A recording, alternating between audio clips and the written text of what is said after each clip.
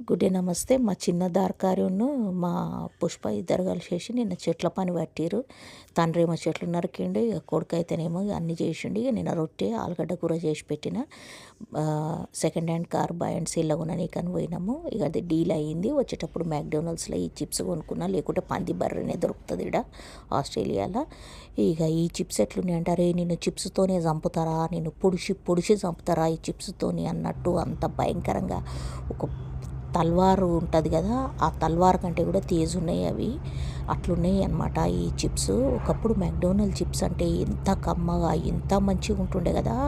మా ఆస్ట్రేలియాలో మరి ఏమై పాడైందో, ఏం రోగం పుట్టిందో ఈ వీళ్ళకు ఇంత భయంకరమైన చిప్స్ చేస్తారు అనమాట.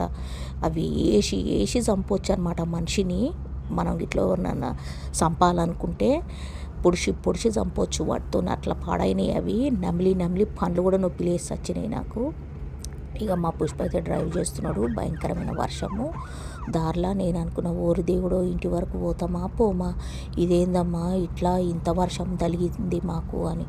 ఒకటే మాకు భయంకరమైన వర్షాలు. ఇక్కడ మాకు క్వీన్స్లాండ్లో ఉంటామన్నమాట మేము. క్వీన్స్లాండ్లో అన్ప్రెడిక్టబుల్ వెదర్ అనమాట. ఎప్పుడు ఎట్లా అవుతుందా అన్నది మనం చెప్పలేము. ఇక భయపడుకుంటాం. మేమేమో కొండ మీద ఉంటామన్నమాట మేము.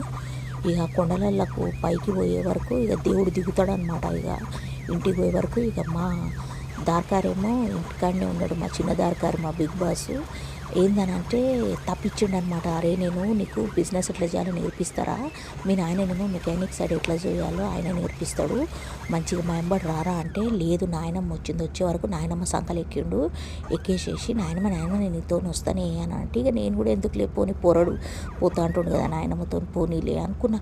తర్వాత వస్తుంటే దారిలో పుష్ప చెప్పిండు, లేదు వానికి ఎక్స్బాక్స్లో కార్డు కొనుక్కునేది ఉంది, ఎక్స్బాక్స్ కార్డు నాయనమ్మతో కొనిచ్చుకొని మంచిగా ఆడదామని ప్లాన్ వేసిండు. అందుకే రాలేదనే వరకు వామ్మో అనుకున్నా.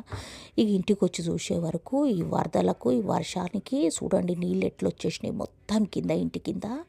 ఇక గరాజులలో అయితే ఇట్లా మోకాళ్ళ వరకు నీళ్ళు నిండిపోయినాయి. ఇక వచ్చి ఇంత గోంగూర చికెన్ వండినాయి. ఇద్దరు తండ్రి కొడుకు కలిసి ఉస్సు పసుము అనేసేసి అయితే తిన్నారు. ఇక అది సంగతి. ప్లీజ్ అబ్బా లైక్ అయితే చేయండి ఒకసారి. నేను ఆగుతా, ఒక్క నిమిషం లైక్ చేయండి వీడియోని.